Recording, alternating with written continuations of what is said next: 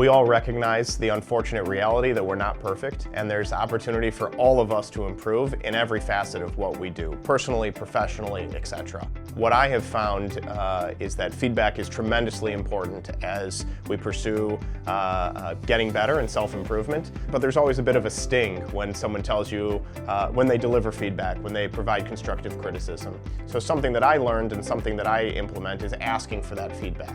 Doing that makes it both easier for the person delivering the feedback to deliver it, because no one really likes to tell you that you're doing a bad job.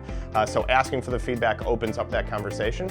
And because you're asking for the feedback, it also makes it easier for the recipient to receive that feedback because you're asking for it. So I always strive to ask for feedback and then be very present and open as I listen to that feedback. And then I ask a little bit more prying questions to make sure I'm understanding the feedback, and it provides me the opportunity to internalize it and then to change course.